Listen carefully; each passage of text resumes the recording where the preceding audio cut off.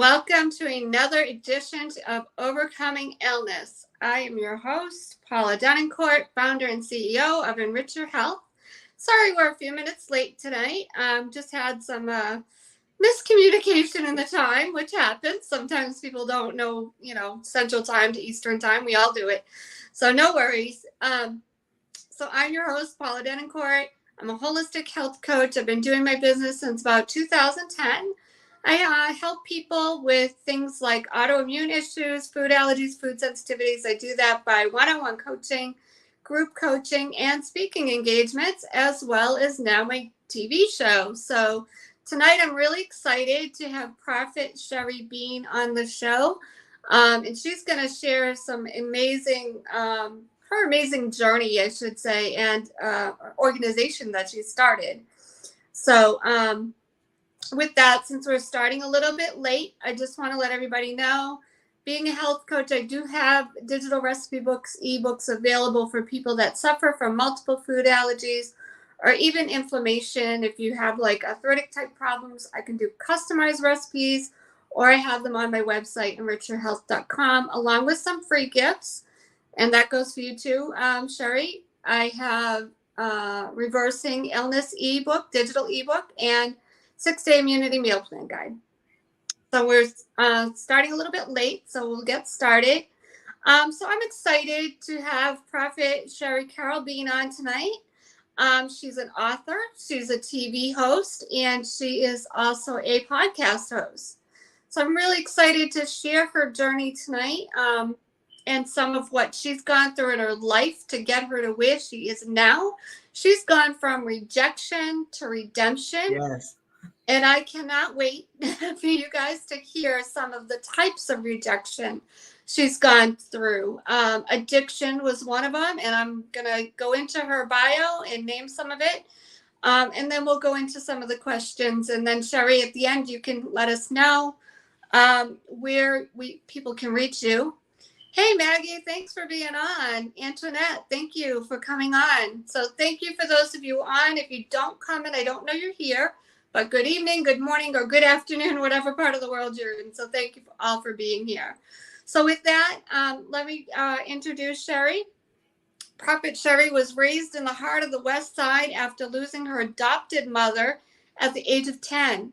She found herself living with her aunt, who was very emotionally, mentally, spiritually, and sometimes physically abusive.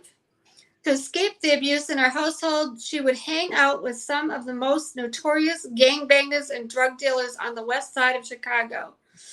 I already know living in Chicago could not have been easy. Sherry drew their attention because she had a reputation for fighting. She would fight anyone, male or female. What they did not know was that she wasn't fighting to be seen. She was fighting because that was the only way she knew to deal with the hurt, abandonment, and rejection living and growing on the inside of her. It was also on the tough streets of Chicago's West Side. Sherry started sleeping with women and snorting cocaine. She started sleeping with women because almost every day her aunt would tell her how ugly she was and that no man would want her. Sherry started using drugs. Sherry started using drugs to fit in with the crowd she hung out with. After all, that is the only place she thought she fit in. And she would do and become whatever was necessary not to feel alone.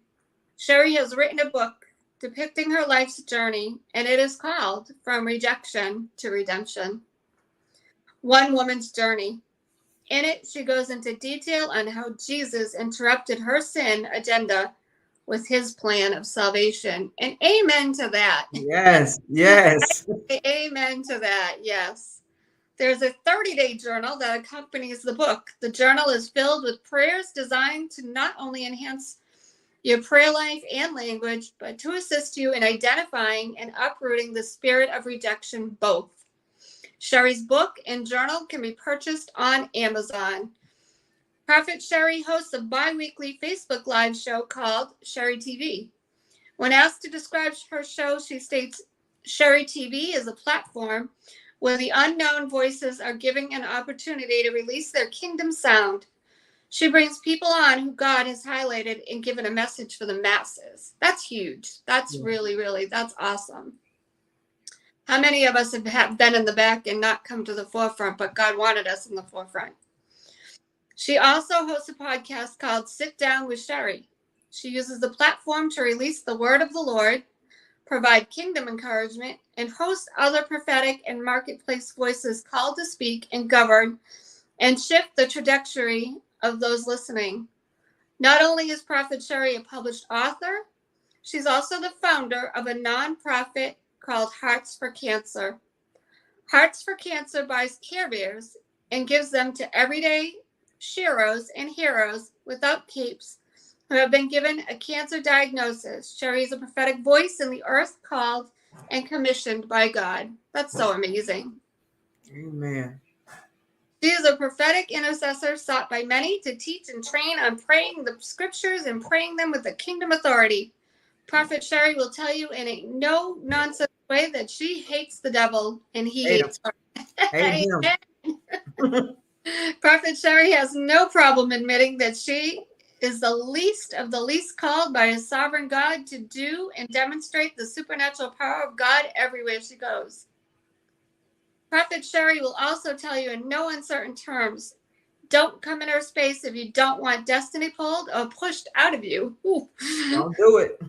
Don't do it. Many call her a mother to those who feel abandoned and lost. She says, I simply want to be to and for others what I wanted and needed for myself. Prophet Sherry lives by intent, out loud and in color, and she does it without man's permission or approval. She makes no apologies for who she is, what she is called to do, and how she is called to demonstrate the will of the Father in the earth.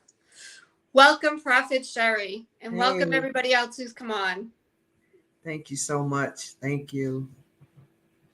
We're just happy to have you. Thank you for coming on. So, Sherry, tell us, what is your passion and why? Wow. So I'd have to say my passion is the broken. Anybody broken that comes around me, the antennas go up. Lady Paula, and I want to be something or someone in their life that helps get them to a place called wholeness. And growing up in the household that I grew up in, there was no voice around me to say, Sherry, you could do it. That I lived in a very verbally abusive household, and so one of the things that I longed for was someone to tell me that I wasn't what other people were saying that I was. So when my aunt called me dumb and stupid and never amount to anything, I longed for someone to say that's not true. You Right. are amazing. You know what? The seeds that you plant in a child, the soil of a child's heart, the tree will grow, and then they'll eat from the tree that is grown. So you have to be very careful of the words, because I ended up living out those words. When she called me dumb and stupid, I began to embrace that as my truth, and I did dumb and stupid things. You know, I lived it out. So my passion is to see broken healed and made whole. My passion is to make sure that as many people that come in my pathway called life know that there is a God who is greater than any negative influence or affluence in their life. My passion is to see people smile. I literally, people will tell you, Lady Paula, I don't know a stranger. I will walk up to anyone and just hold a whole conversation. And I believe that the world is missing the component called compassion. It was compassion that made Jesus heal the multitude and continue on the mission of redemption. It was the passion and the love for humanity. And I believe that out of all the things we do, sometimes we forget the greatest element, because compassion makes you look beyond what a person is and they're now and look to where they could be. You know, compassion sees the God in them. So if I can't look at someone and see the God in them, then I'm asking God to change my eyesight. Ooh, that's good. Yeah. Did you guys hear that? Ask God to change your eyesight if you're judged. I guess you'd say judgmental. Aren't we all a little bit judgmental? Yeah. Look what's going on in Florida right now. All I keep hearing is people keep saying, well, why didn't you get out? You should have got out. Why didn't you? You know what I mean? Like, not everybody has the means Yes. to evacuate. You know, what do they have? 2 days notice, maybe. They didn't know how bad it was going to be. They're used to storms, so they thought, we'll have to ride it out. Maybe they didn't have money to get a hotel. Maybe they didn't have anywhere to go. Maybe they had lots of pets. Yeah. Whatever the reason. I mean, don't judge everybody. Absolutely, absolutely. And even when you say that, all of the hurricanes and disasters and different things that we had, you can't tell me now one of the person that suffered the great loss and had to go and start over just decided I'm going to stay. Now, you may get some people that say I'm going to stay, but there, for the most part, most people would love a way out. They may not get it.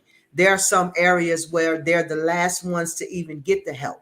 So you have to look at it from so many points of views. And then there are those, mothers who say, if my child can't go, I'm not going to go. That's what a mother does, right? That's what a Right. father does. They Right. stay, so and it's so quick to judge. It's so quick for me to We say, all do it. I'm not yeah, going to say I'm not guilty yeah, because we I'm Yep. absolutely, absolutely. And we learn. Sometimes the greatest lesson about judging is when you find yourself in that plateau yourself and you're being Right. judged.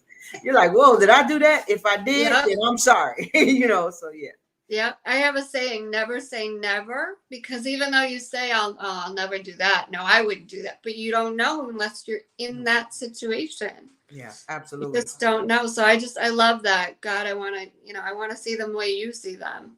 Yeah, yeah. Give me your eyes. Yeah, Yeah. yeah. Because then that's the eyes of love, mercy, and compassion. That's the eyes that say, I know all the sin that you're in. I know all the disobedience, the rebellion. I know everything that you're in, but I love you.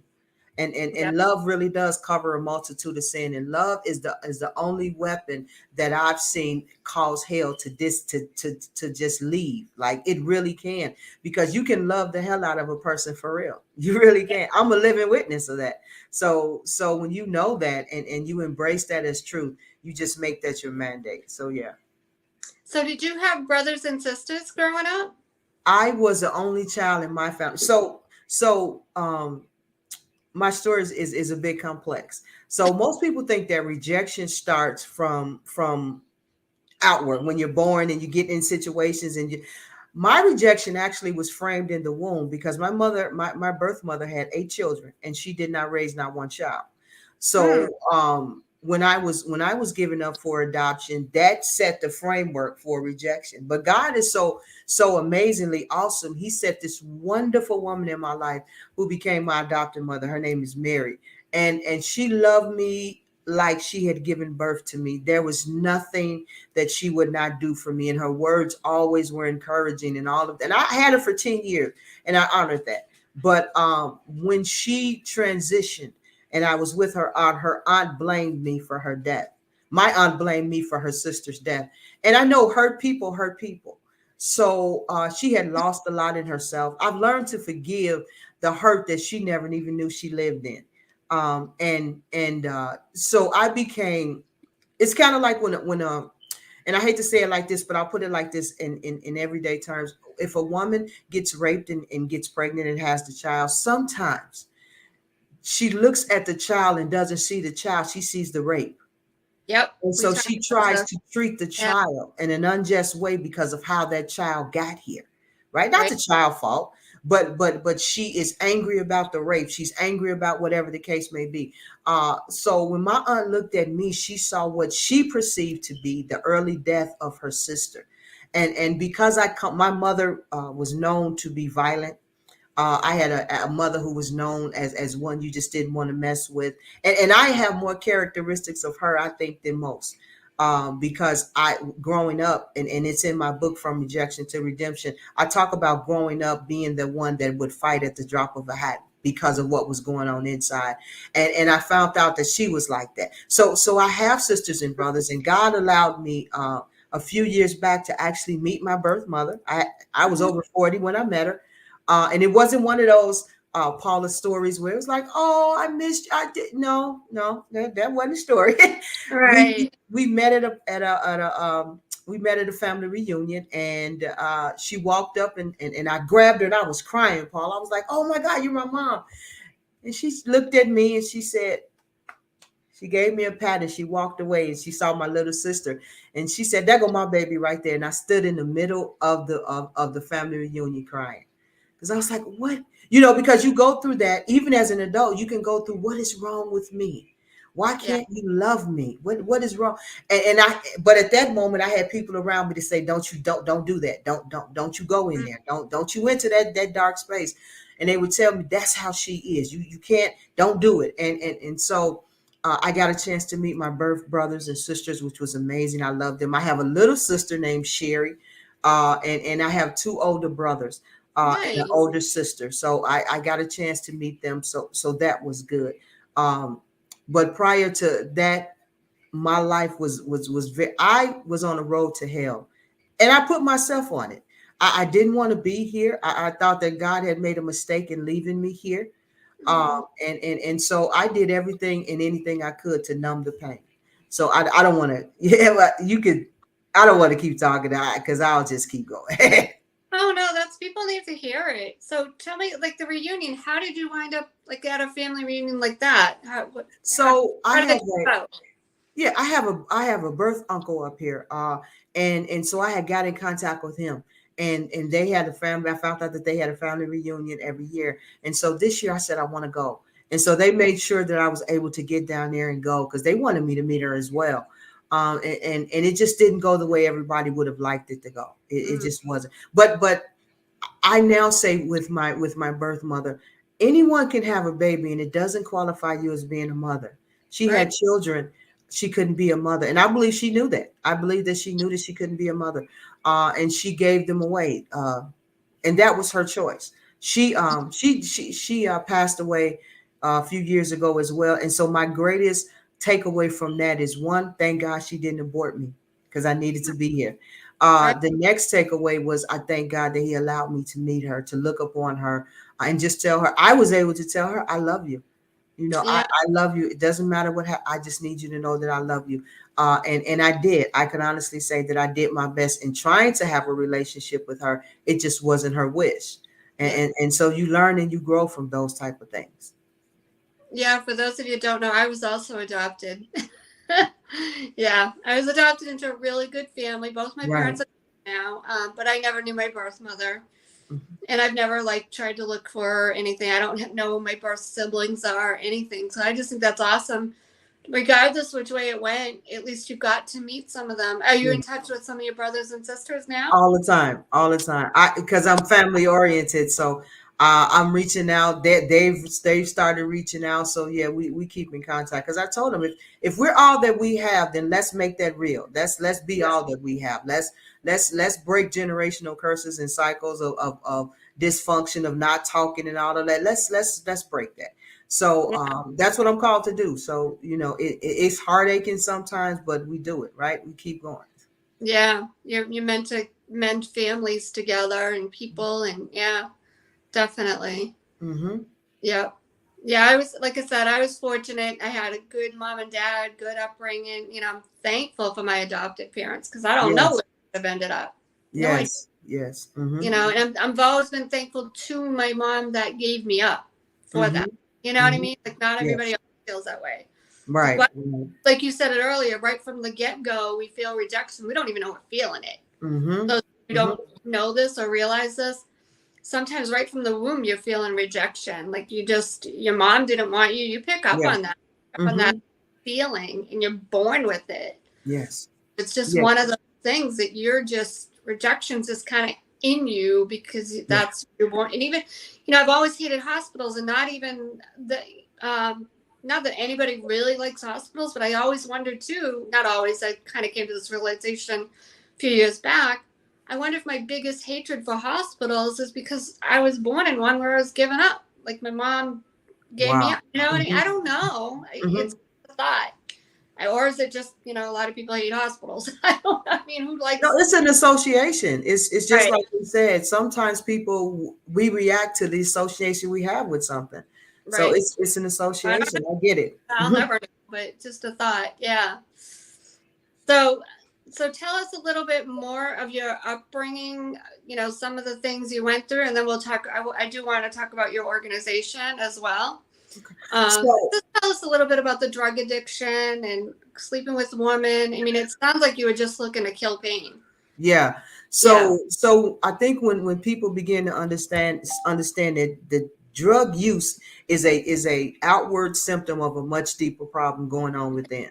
So we oftentimes look at drug addicts and say, I don't know how they could. You're right, you don't. But who acts? Who takes the time to go up and say, what happened? That's the greatest question you can ask someone in pain. What happened? Why are Yeah. you here? So for me, I needed to numb the pain that was in my home. I mean, if you could picture waking up almost every day to someone calling you dumb and someone calling you stupid and comparing you to Mhm. other people, and you never living up, and being told things like, I'm not going to let you kill me like you did my sister. And you know I stayed on punishment for literally, I could say anything wrong and be on punishment for 6 to 9 months. I stayed Oh, on punishment more than I think I wasn't on punishment. I wasn't allowed to have sleepovers and friends, and I wasn't allowed any of those things. And I could get in trouble if people would call my house and ask for me. So it was a lot. It was explosive verbally. It was explosive emotionally, because again, those things were sitting. Now remember, I'm from 10 years old up until 15 or 16 years old. Nobody honored my voice. I failed 8th grade because my aunt wouldn't adhere to the standards when they used to say you have to have paper transcripts and you have to go over there and you have to. My aunt wouldn't do that, so I ended up failing 8th grade. Imagine what that was like, watching your peers go before you. And I tested higher than most of them in school, and she didn't care. And then even after that, I was made to wear the same clothes, because she said, if you're dumb enough not to, if you're too dumb to pass, then I'm not buying you any school. She would never accept the responsibility of the fact that you're the one that made me, have to repeat this class. These great, and there was all kind of teachers was even calling her and say, hey, will you please get the transcript so we can get her? She's smart enough. She would never go. I'm just kind of trying to paint a picture hmm. of that type Yeah. of life, and just giving to a point. I think at 15 I gave up. I Yeah. gave up. I gave up because and I know how it happened, Lady Paula. It happened because I had dropped. I was now they would say an AB student, but I had been one of those students who they wanted to skip grades back in those times. If you had a high enough score, you could skip grades. And my grades had dropped, and I had brought them all up except one, a math grade. And she looked at my report card, and I'm talking about from C's to B's and A's all the way up. I brought them all in one semester. I brought everything up except that math grade. I couldn't get it. And she looked at that math grade, and when she said, you dumb and you stupid, something in me died at Yeah. that moment. I was hope died. Hope died. I said, that's it. I'm not going to try anymore. And I started hanging out with gangbangers, and I started hanging out with drug dealers and all of those things. And they knew me because I would fight. Like they knew Sherry Carol Bean. They would call me another name on the street. But they say, oh man, when she come on the block, get it together, because I was just angry all the time, and would fight. And so when they started paying attention to me, I didn't get the attention in the home, so I ran to where the attention was. This is Right. what rejection does, though. Rejection will cause you to associate, align yourself, and get with someone or something that is means good, but it feels good for the first time. And so I started hanging with them, and they introduced me to powder cocaine.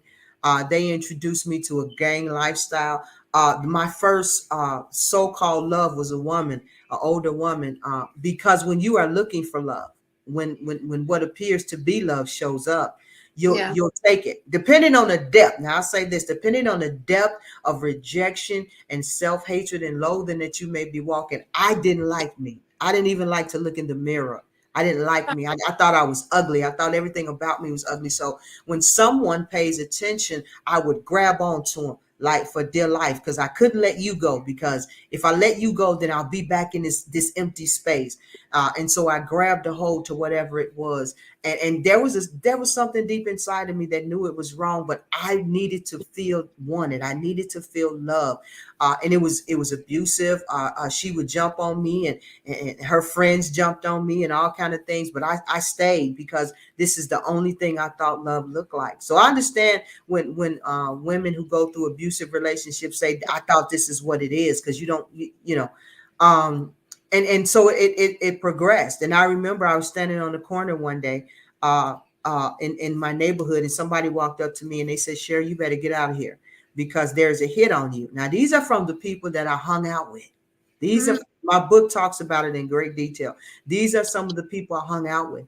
And they were going to kill me because I became more popular than some of them. I've always been a nice person. I've just been a nice person that was full of issues.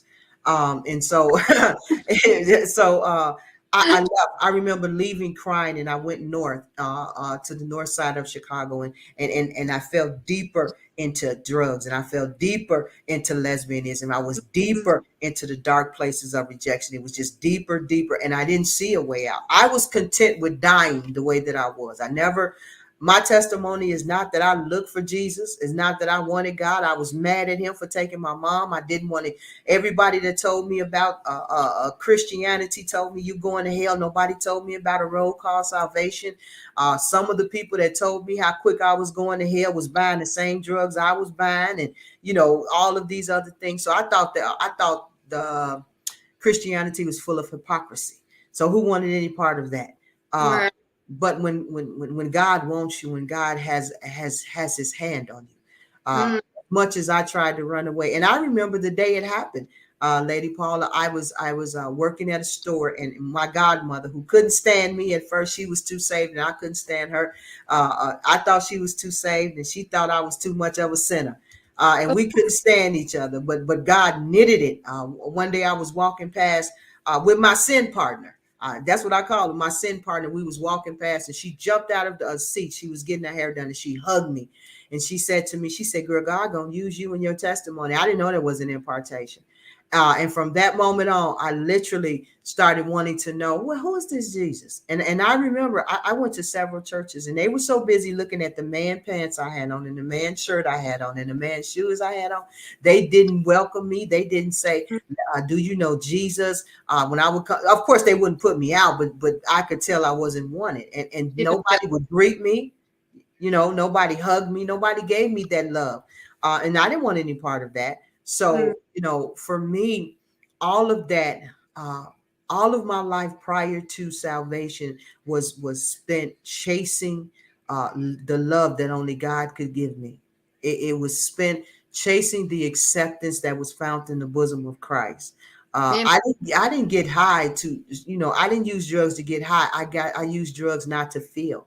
Yeah. I didn't sleep with women Yeah. just because I wanted to sleep with women. I slept with them because that made me feel something until that became empty. Everything became empty after. It's like going to bed for satisfaction and getting up unsatisfied.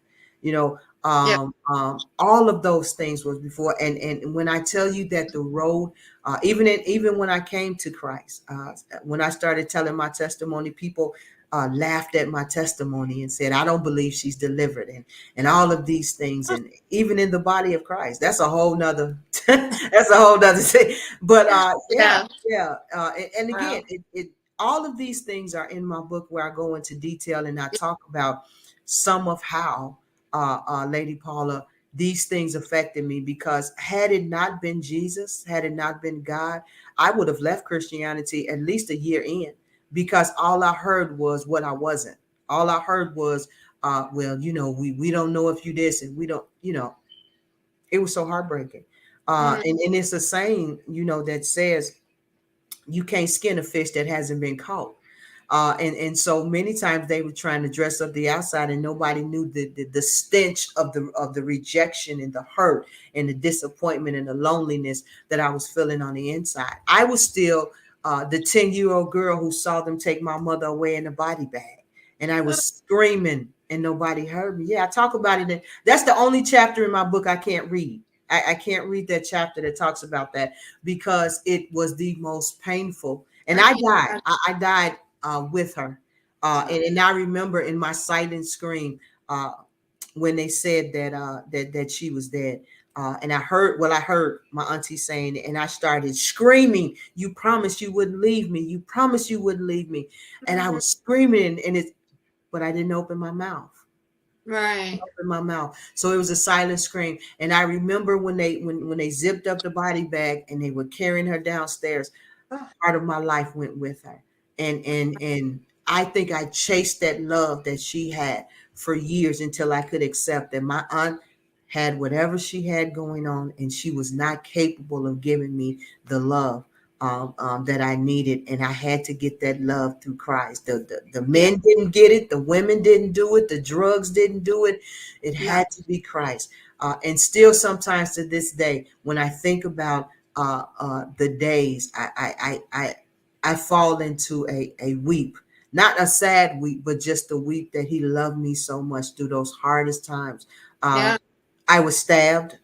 I'll say this and we can go. Yeah, I was stabbed while I was like 18 or 19 years old, and I was stabbed. I was actually sleeping with a woman, and she stabbed me. She laid a 7-inch jagged edge knife into my side. It was Oh, 158 stitches and oh 19 my staples, and they told me that I coded twice on the table. You can't tell me God didn't have something for me, right?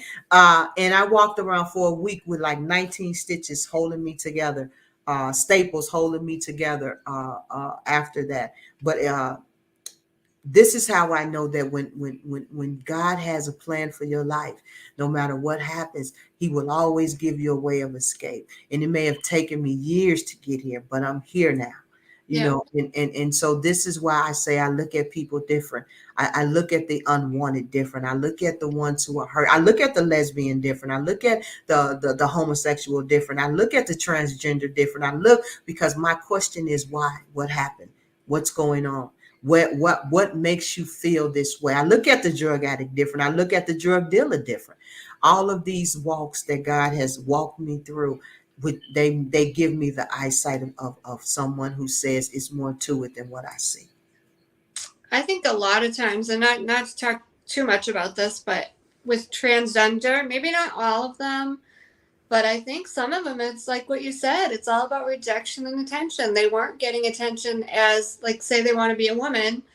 They weren't getting attention as a man, so they become all dolled up and beautiful. And guess what? Now they're getting attention. Mhm. Now they get, you know what I mean? Yeah. It may not be right or wrong. I'm not going to go there. Right. But that's what it comes down for a good amount of them. I'm not going to say Hmm. all. Some people say you're born with it, whatever. You can go deeper. There's lots of reasons. Hmm. But one of the contributing reasons, I think, is what you just touched upon: Yeah. rejection, Yeah. no love. Yeah. Yeah. You weren't loving me this way, so I'm going to try this way instead. Yeah.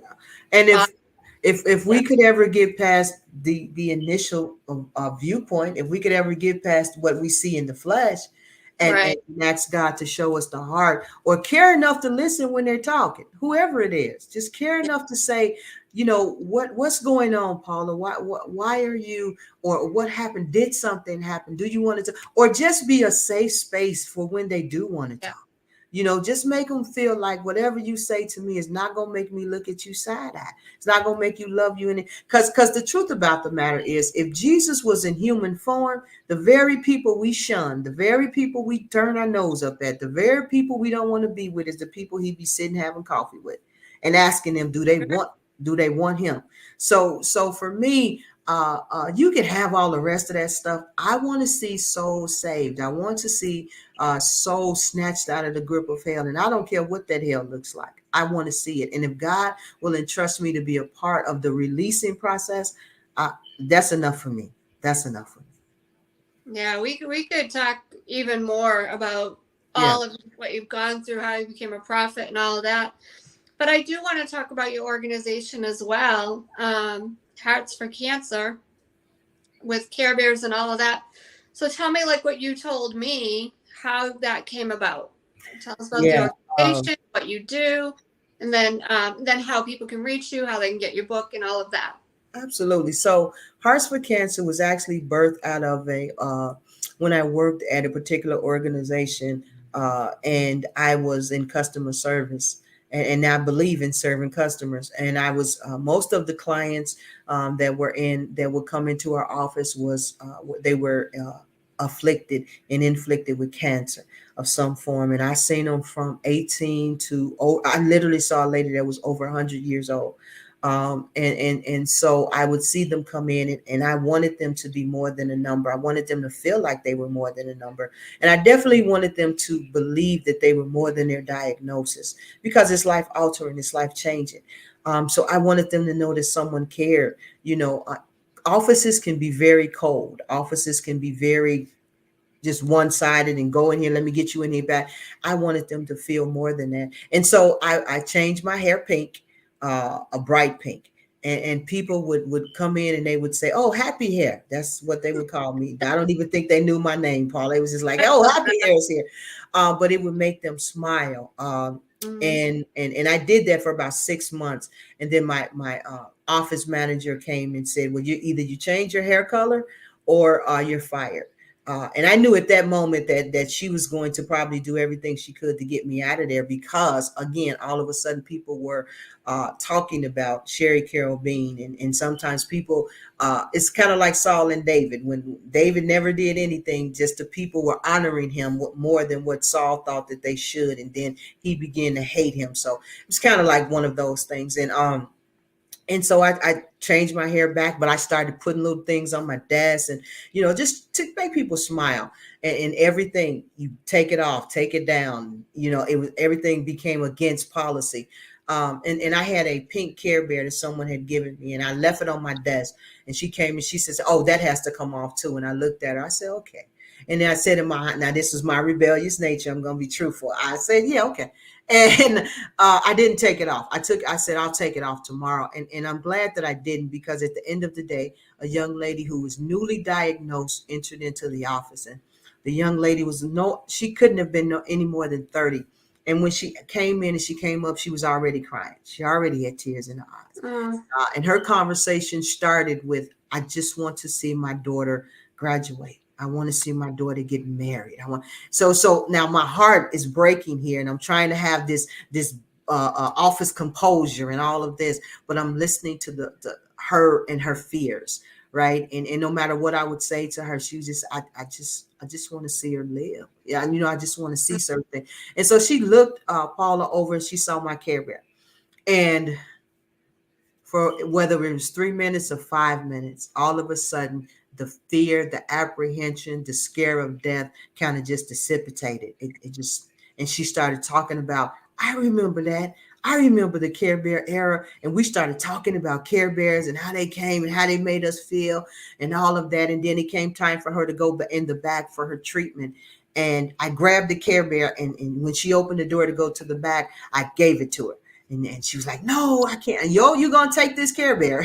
And I gave her the Care Bear. And I found out later, the nurses told me that she held on to the Care Bear with tears, crying all through her, because it was her first treatment.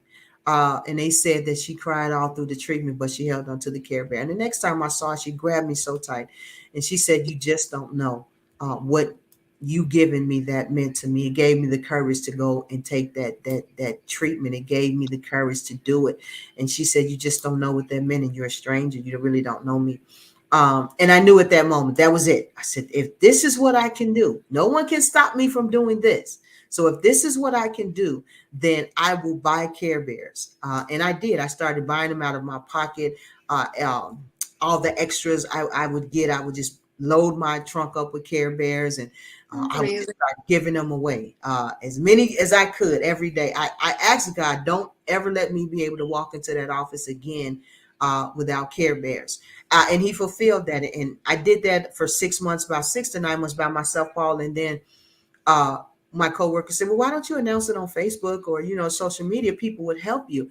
And they did. People started like, "Oh, okay, I'll buy a Care Bear, and I'll do this and I'll do that." And I was like, "Whoa, yeah!" So they were buying Care Bears, shipping them to me. I got a chance to connect with the Care Bear Corporation itself. They sent me 100 Care Bears. Hearts for Cancer has been on Channel 5 in Chicago for the work. And so we are out there. I personally go and deliver Care Bears to the Cancer Treatment Center in Zion. I've delivered them to a hospital in Chicago. I listen. I literally go search social media sites for people who may have been given a diagnosis or whatever the case, and I inbox them. So I've mailed, I don't know how many to people. I've TikTok, Instagram, whatever the case may be, and people inbox me and they ask me to send them Care Bears. And the greatest part of it, Paula, is this: I get to touch lives, and I get to create smiles from the inside out. I get to see people smile in the midst of whatever they're going through. And I had a testimony at my job. One of the ladies says her father is a man's man, but he had a cancer diagnosis, and she said I took him that. And we can't get too close because whatever. She said, but I took it and I put it on the porch. And she said, I had never seen my dad cry. She said, but when he picked that up, he cried, and I broke. I just went in the bathroom and started crying. She said, but when he picked that up, this big, strong man started crying. And so we're now a non-for-profit. I still do the deliveries. I still do all of it. I just ship some through the mail. So we are now a non-for-profit. Thank God for that. And I'm just reaching out, and I'm asking people to connect with me. I'm asking people to donate. I'm asking people to contribute, partner with me, also that we can extend our reach, because the truth about the matter is there will always be, unfortunately, someone who has been given a cancer diagnosis, someone who's fighting for the third or the fifth time. There'll always be a family whose loved one won on the other side.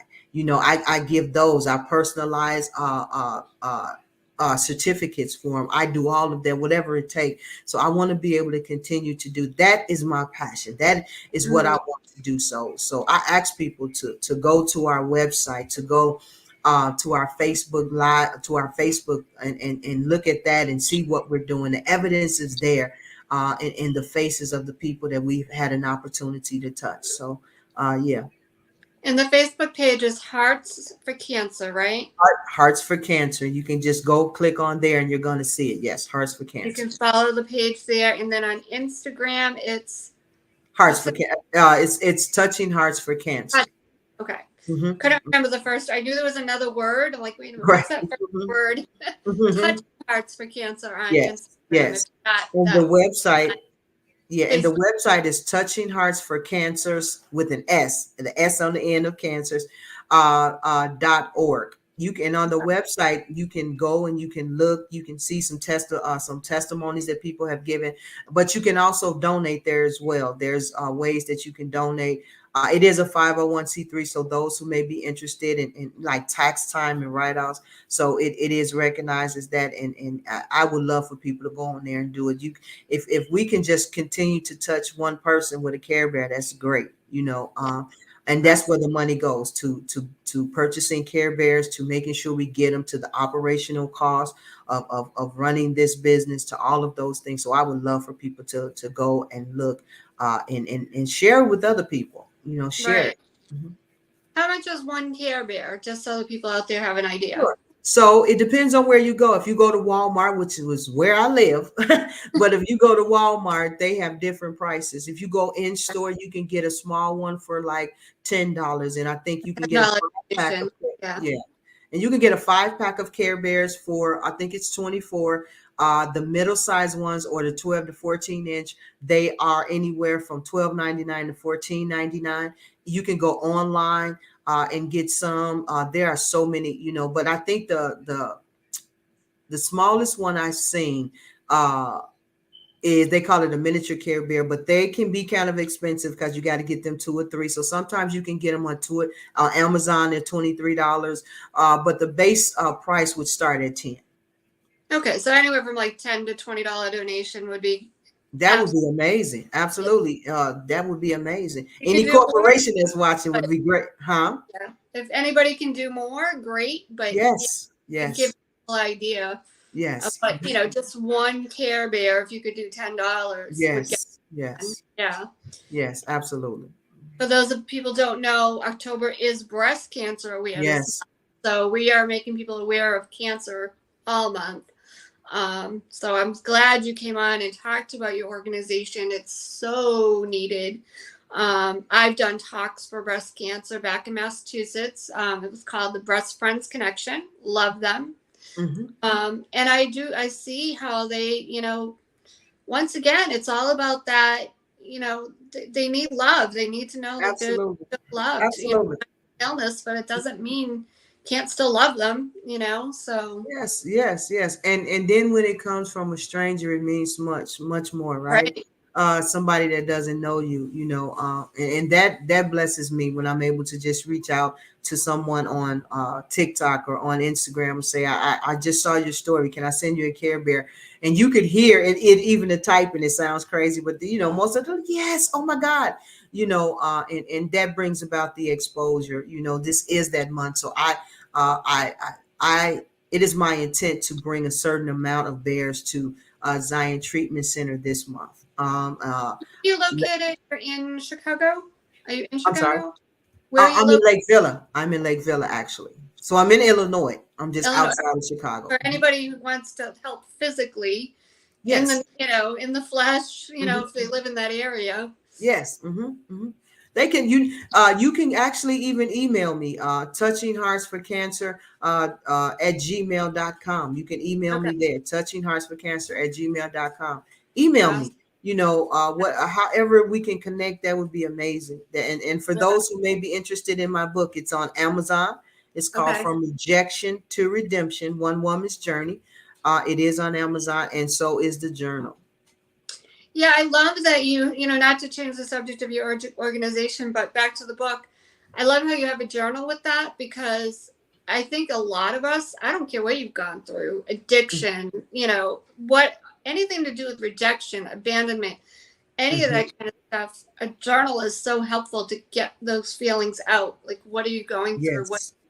It Yes. really gets helpful for a lot of different people. It doesn't, you don't necessarily have to be going through the same thing you went through. It's Mhm. just the same types of emotions, I Yes. think. Do you know what I Yes. mean? No, you're right. You're absolutely right, Paula. Everybody has a something. You know what Oh, I yeah. mean? Valid And if bags. you can start on day one and then look back 30 days later after prayer, after surrender, and after all of those things, and see that what you started with you don't have anymore, what a great freedom.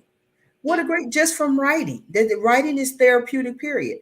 absolutely. You're able to get some things out. That's why sometimes therapists say, write a letter to the one who hurt you, write a letter to the one who left Mhm. you. You don't mail it to them, but you write it and you get those feelings out, and you're able to do all of those things. So absolutely, that's why I love the journal, because Yeah. it's full of prayers, teaches again about the language of prayer, but it also gives you a chance to say, I started October 1st and I ended October 31st. And oh my God. And you don't have to do it in 30 days. You can do it in as many days as you want.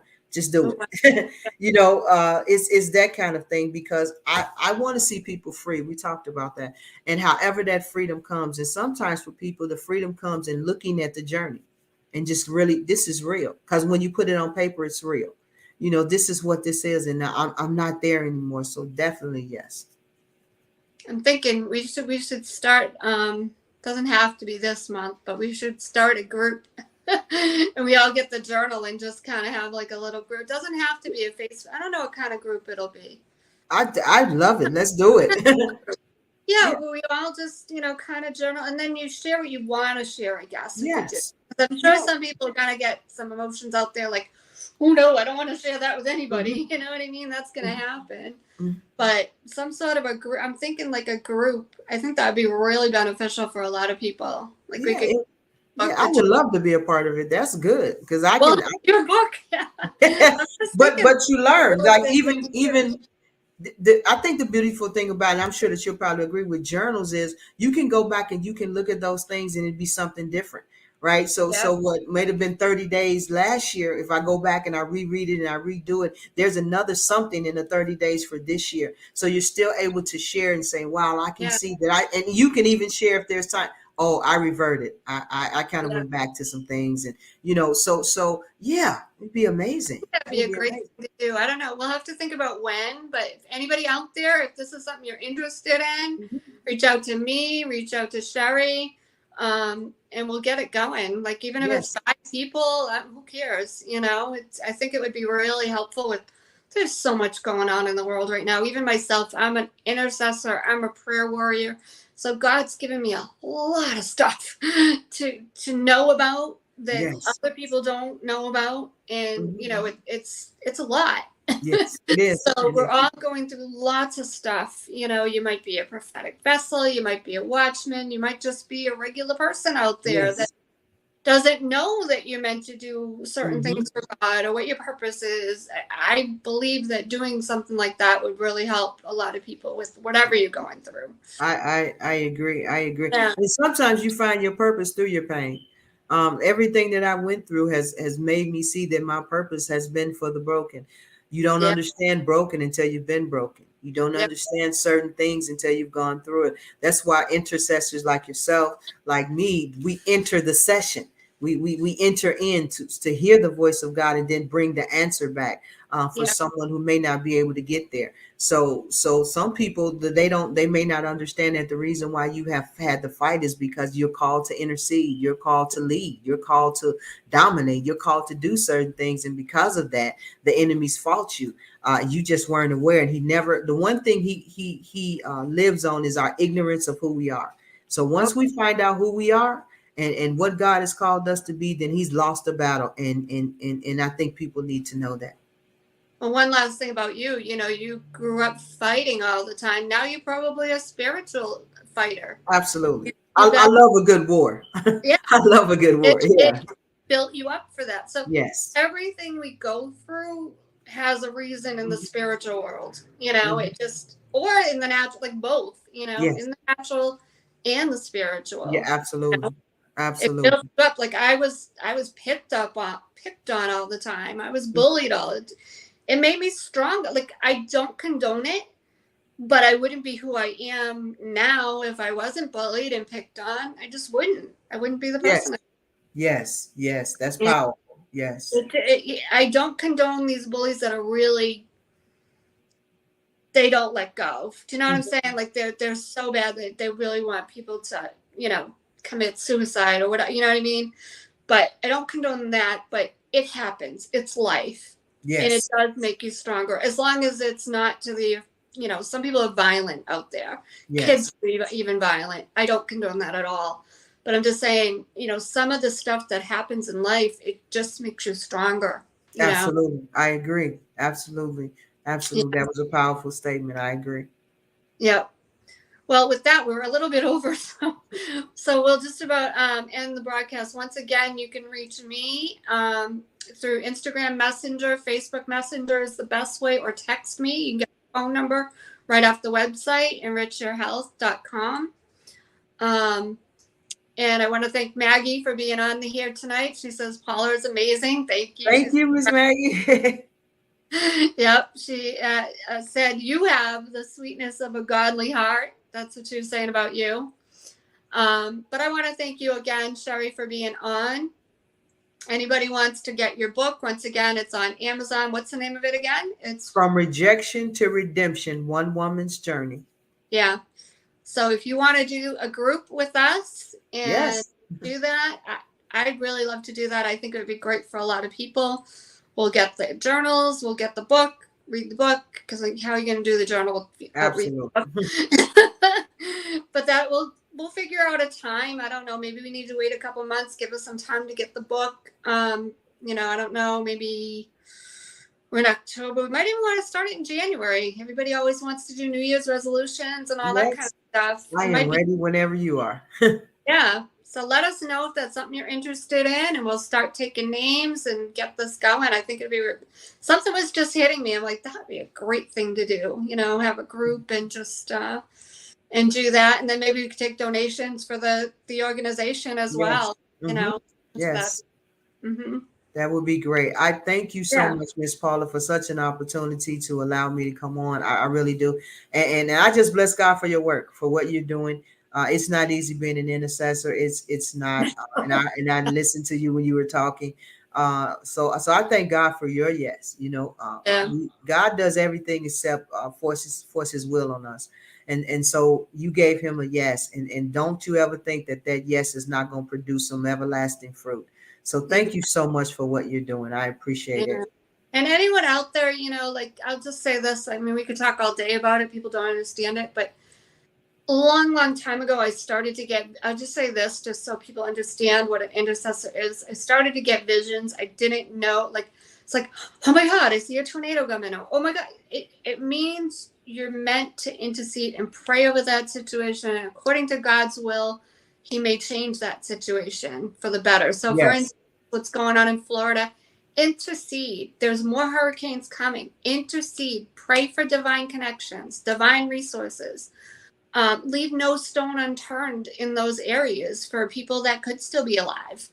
Whatever it might be, God will give you the scriptures. God will, but pray. That's what it's meant to do. When you Yeah. get those visions, those thoughts, those whatever God gives you. Some people hear, some people feel, some people see. I'm more of a seer, but he gives me these things. I didn't know what to do with it.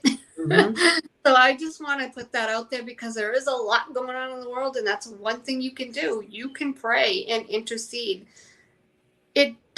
Nobody's like a special intercessor, put it that way. Yes. Yes. Anybody can be one. Mm-hmm. Anybody. So I just wanted to put that out there because I think it's important with everything that's going on right now. A lot of people they are starting to see things and they don't know what to do with it. They just think, Absolutely. oh my God, the sky's falling. Well, we can do things about it. Not Yes. completely, we don't know that. But we can intercede, and according to God's will, things can change somewhat. So Yes, I agree. And you know what I would like for, if you could help me with this, I would love to hear more about the medicine that you talked about for bloating and things like, I know that's totally shifted it, yeah, but I would love to hear more about that because that's one of the things that I'm challenged with. So I would okay, love to hear more about talk that. about that. I can help you with that. All Sure. right. Yep. Mhm. Yep. We'll talk about Okay. that on another show. But I can help, for those of you out there. I help with people reduce inflammation, Hmm. which reduces bloating. So, and any kind of other issues you might have along with bloating. Sometimes arthritic problems or food allergies, sensitivities. Yes. That. Hmm. Okay. Okay. Awesome. Nice. Well, Okay. thank you again for coming Thank on. And you. like a little miscommunication about the time. It So happens. sorry about that. I'm so Every sorry. though everything happens for a reason. Maybe these last 10 minutes somebody else jumped on. We don't, who knows? You Right. never, right? But please reach out to us if you want to be into the group Yes. with the journal. I'm thinking like January would be great. It'll give us some time to get people to do it. And Yes. that's when everybody does the New Year's resolutions, and that'd be a good time to kind of get stuff out there Yes. and, Yes. and help Yes. yourself. Yeah.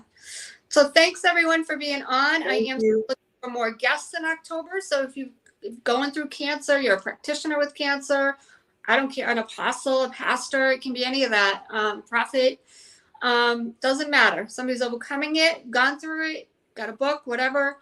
Love to have you on the show. So I do have a guest next week, but we're open after that. So please reach out to me. Would love to have you on. So thanks again, Sherry, for being on. This was Thank amazing. you. Yeah. So please feel free to share this. You never know who needs to hear this. So please Yes. feel Yes. free to share. So thanks again, everyone. And with Thank that, you, everyone. Bye bye. see you next week. Bye, See everybody. ya.